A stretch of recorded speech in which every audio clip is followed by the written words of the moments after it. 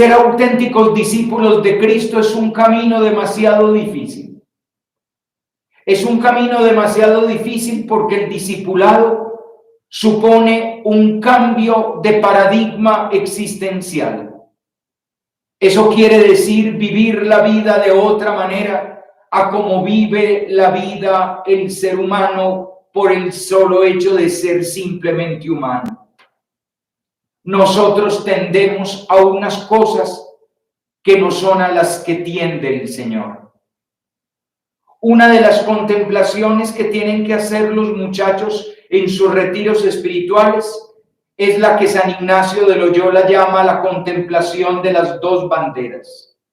Ignacio, que había tenido experiencia como soldado, como gentilhombre, como hombre llamado a las armas y que en algún momento de su vida soñó con ser el caballero andante, salvador de las doncellas y de los que están en graves problemas. Eso con todo el honor y con toda la dignidad.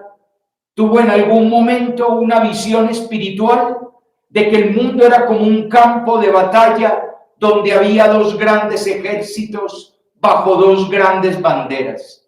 La una, la bandera de Lucifer. Y Lucifer convocando a sus huestes, las huestes del maligno, las huestes inclinadas al mal, para vivir la vida a través de tres escalones. El primer escalón, la codicia de las riquezas. El segundo escalón, la búsqueda de los honores, la fama y el poder humanos. Y el tercer escalón, la soberbia, la arrogancia y la vanidad, que son las puertas que llevan a todos los vicios y a toda la corrupción.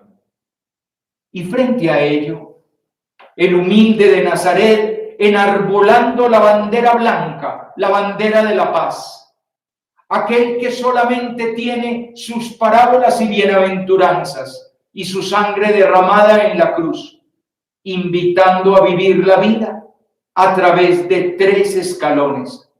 El primero, la sencillez y la pobreza, el despojo y el desposeimiento.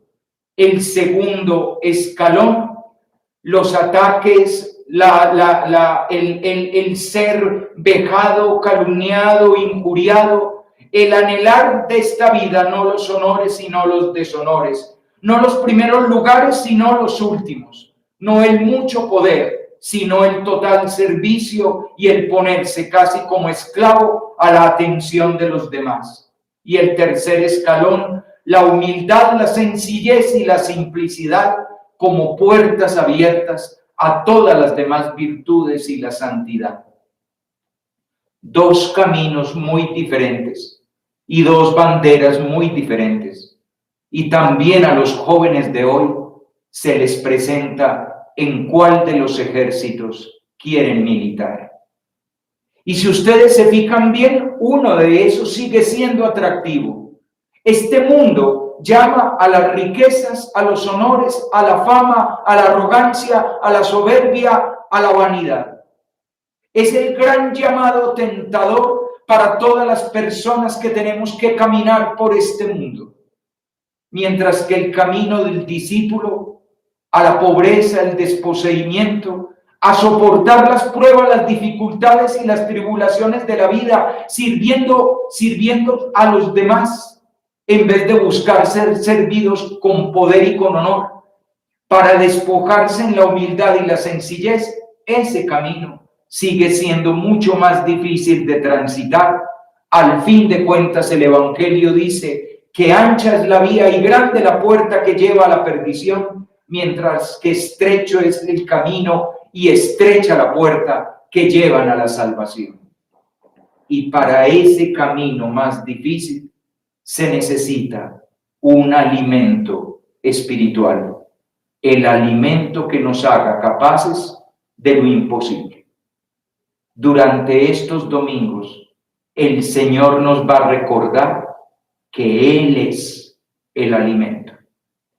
Y que el único alimento que nos da la capacidad de hacer posible lo imposible, el único alimento que da esperanza en la desesperanza, el único alimento que cura lo incurable, el único alimento que perdona lo imperdonable, el único alimento que convierte realmente en vida eterna lo que humanamente es muerte, el único alimento que pone amor donde nosotros no somos capaces de poner amor, es Jesucristo, su cuerpo y su sangre, la Eucaristía. Somos la iglesia de la Eucaristía reunida alrededor de la Eucaristía con todas las gracias de la Eucaristía. La Eucaristía es la puerta de la gloria.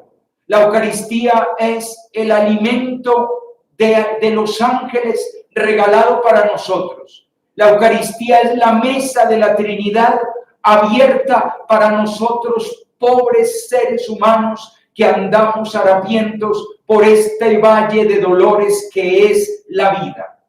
La Eucaristía es todas las gracias derramadas de Dios que vienen hacia nosotros.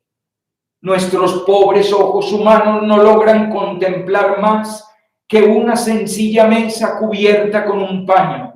Nuestros pobres oídos humanos no logran escuchar más que unas palabras arcanas tomadas de la Sagrada Escritura, repetidas una y otra vez, que llegan a volvérsenos familiares y que hasta sentimos la tentación de decirnos a nosotros mismos: eso ya lo sé.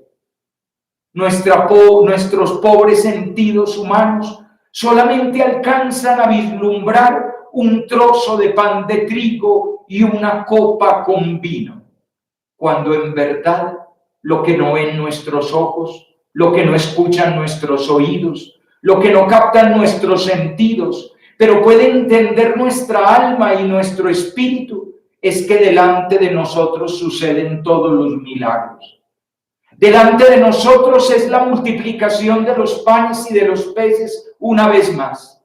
Delante de nosotros el gran signo que nos muestra que este sí es el profeta que la humanidad esperaba y que el mundo necesitaba. Delante de nosotros una vez más esa cena entrañable en que Él, el Dios de lo más alto, la palabra eterna del Padre, se humilla para lavarnos los pies y para lavarnos por completo para una vida nueva. Esa cena inolvidable en la que tomó un trozo de pan que ya no era pan sino su cuerpo, y dio gracias por una copa de vino que ya no era vino sino que era su sangre, que todo lo sana, que todo lo cura y que todo lo transforma. Delante de los ojos de nuestra alma y de nuestro corazón, el milagro del Gólgota. Una vez más, todas las gracias pendientes de aquella cruz, que es una muerte de amor y que es una resurrección de vida eterna. Y todo eso sucede en cada Eucaristía. Así nuestros pobres ojos no puedan contemplarlo por completo, nuestros oídos no puedan del todo escucharlo y nuestros pobres sentidos se queden en ocasiones desconcertados ante algo que parece no ser mucho y que sin embargo, visto con el Espíritu, es el cielo en la tierra, lo divino entre nosotros, la salvación ya realizada y el culmen de todas las gracias.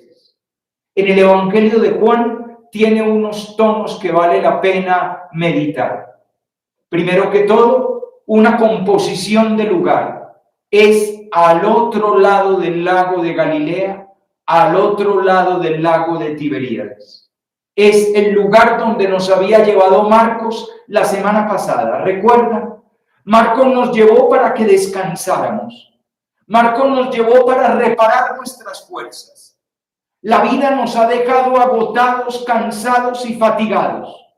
Y nos ha dejado así cansados y fatigados porque andar por la vida es superior a nuestras fuerzas y andar por la vida es un camino demasiado largo para nosotros.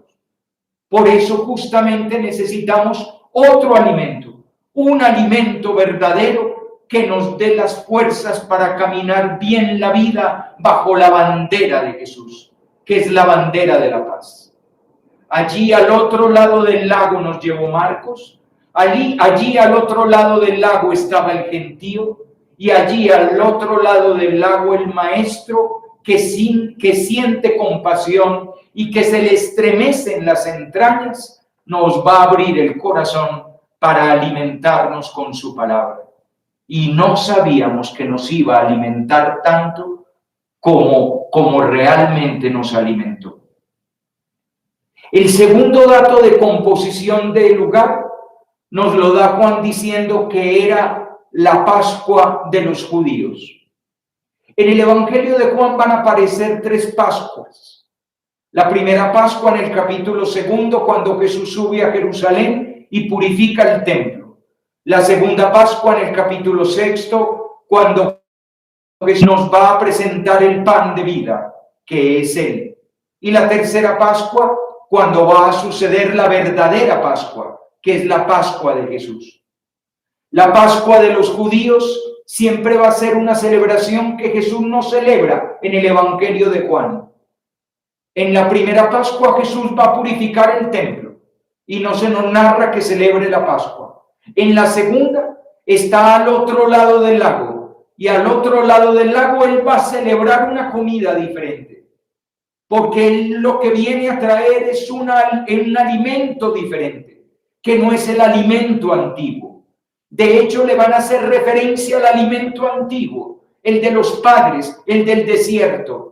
Pero el alimento que Jesús da es un alimento nuevo que excede todo lo alimento que se haya recibido antes. Este sí es el verdadero alimento que procede de Dios y que sacia el ansia humana. Y en la tercera Pascua, Jesús no va a alcanzar a celebrar una cena con sus discípulos, porque en el Evangelio de Juan la cena es un día antes de que suceda la Pascua. Es simplemente una cena, no es una cena de Pascua, porque la verdadera Pascua va a suceder en la cruz. Y es en la cruz donde acontece la única y auténtica Pascua, que es la Pascua de Cristo. En una Pascua que era de los judíos, y que los judíos están celebrando una Pascua de un cordero que es el de ellos, el verdadero cordero pascual, celebra y hace gesto de una auténtica Pascua al otro lado del lago con la gente. El ambiente que se nos plantea es un ambiente similar al Éxodo. Recuerden ustedes que está de fondo la Pascua de los judíos. Y la Pascua de los judíos, ¿de qué nos habla? De la liberación del pueblo de Israel. Y por lo tanto del gentío trasegando, trashumando, atravesando el territorio, atravesando el desierto. ¿Hasta llegar a dónde? Hasta llegar a la montaña. Esa montaña donde Dios va a revelar su voluntad a Moisés. Aquí sucede algo muy similar. El gentío ha trasegado, ha trashumado, vienen caminando detrás de Jesús. Y vienen caminando detrás de Jesús porque han visto sus signos, como los signos que Dios hizo para liberar a su pueblo y sacarlo de la esclavitud en Egipto, atravesar el mar y llegar con signos y prodigios al pie de la montaña en la cual habría de revelarse. En ese mismo ambiente estamos justamente junto a una montaña. Y junto a esa montaña Jesús sube a la montaña viendo a la gente que acude. Y es Jesús quien ve a la gente. Igual que nos lo narraba Marcos hace 8 días, es Jesús quien toma la iniciativa de contemplar al gentío. En los evangelios sinópticos, Mateo, Marcos, Lucas, cuando se narra la multiplicación de los panes, es una inquietud de los discípulos ver el gentío que lleva mucho tiempo sin comer. Y son los discípulos los que le dicen a Jesús: despídelos, que se vayan a los cortijos, a las aldeas, a los pueblos y se consigan algo de comer. Y es Jesús el que encarga a los discípulos de que busquen ellos algo de comer. Luego hará el signo. En el Evangelio de Juan no es así. En el Evangelio de Juan es Jesús quien ve al gentío. Y al ver al gentío, hace una pregunta a Felipe. ¿De dónde sacaremos pan para que coman todos estos? Es muy importante la palabra ¿dónde? ¿De dónde? Lamentablemente en las traducciones castellanas, intentando poner las palabras para la comprensión del oyente castellano, del lector castellano, utilizando algo así, algo que podríamos decir como el sentido común, se traduce esta frase diciendo ¿dónde conseguiremos? No, sino ¿cómo conseguiremos? O ¿cómo compraremos? Inclusive con el verbo comprar el pan para esta gente. Pero al hacer esa traducción se quita la palabra central, que es una clave. ¿De dónde sale el alimento para toda esta gente? Esa es la pregunta. Y ahí se comprende por qué dice el evangelista que lo hacía para probar a Felipe. No está probando a Felipe su inteligencia o su iniciativa o su creatividad para conseguir pan, para comprar pan, sino que lo que está tanteando o probando es la fe de Felipe. Si Felipe ya entendió de dónde viene el verdadero alimento, y evidentemente Felipe todavía no ha entendido. Jesús está hablando del verdadero alimento, el verdadero alimento para saciar a todo este gentío. Este gentío es la humanidad entera, no solamente estos que están ahí, son los representantes de toda la búsqueda y toda el hambre del pueblo de Israel. Por eso se utiliza el número 5.000, para hacer referencia a todo el pueblo de Israel. Pero también se va a utilizar el número 7, 5 panes y 2 peces, para hacer referencia a toda la humanidad.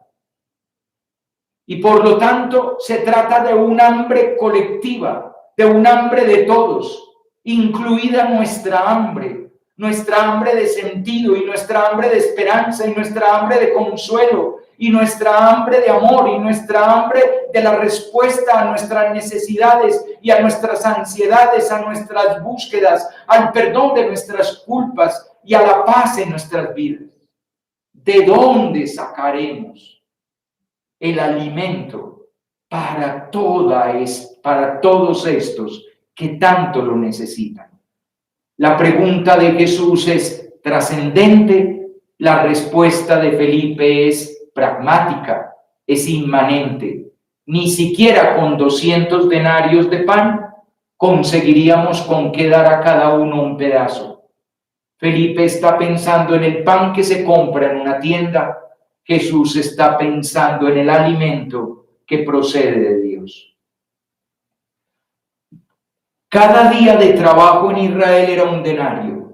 Por lo tanto, cuando Felipe dice 200 denarios, está hablando de 200 días de trabajo. Para que si ustedes quieren hacer un cálculo en los términos de hoy, tomen el salario de un día y multiplíquenlo por 200, y ese era el número grande que se imaginó Felipe para ir a la panadería de la esquina y comprar el pan para esta gente. Pero ni siquiera con eso alcanzaría para un pedazo. Entonces aparece un segundo apóstol y nos dice algo muy bello. Aquí hay un muchachito, aquí hay un niño que tiene 5 panes, 5 y 2 peces, 7. El número perfecto, el número de la universalidad, el número de la totalidad. Sin embargo, Andrés tampoco da el salto de fe. El niño, signo de la docilidad, de la obediencia, de la inocencia. El niño, signo del servidor. Fíjense que porque es el niño el que lleva panes. El niño es el que lleva panes porque el niño es el pequeño, el criadito que presta servicio. Y ese criadito humilde que presta servicio es el que lleva el pan y el que ofrece el pan.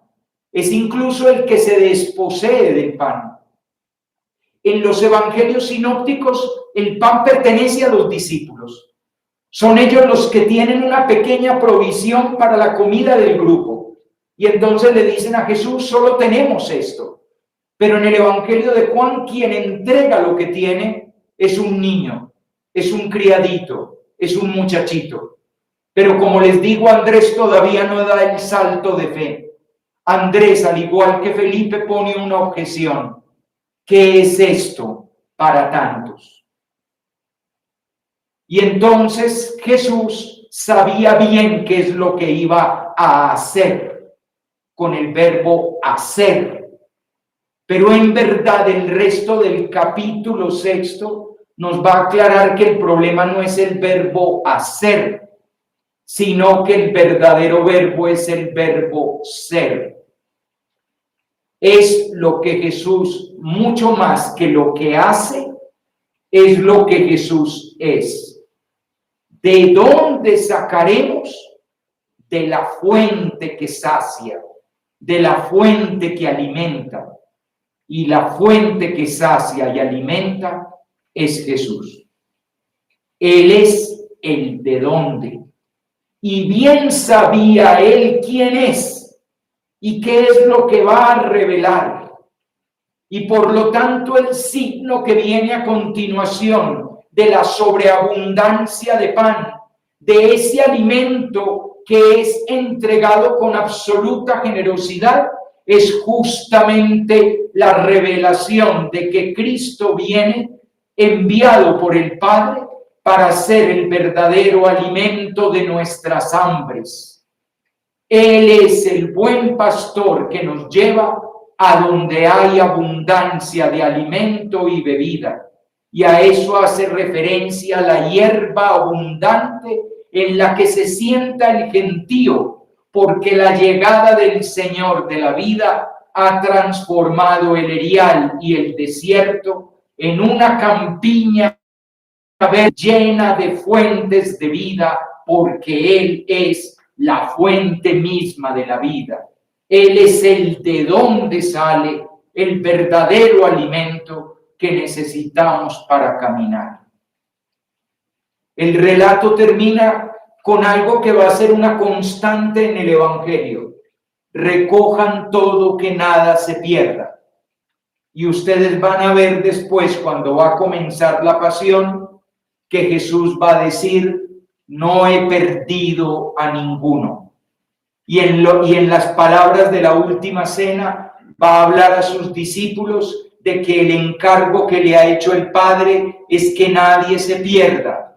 Y en el capítulo 10, cuando habla del buen pastor, el buen pastor hace que ninguna oveja se pierda, porque el deseo del Padre es que ninguno se pierda.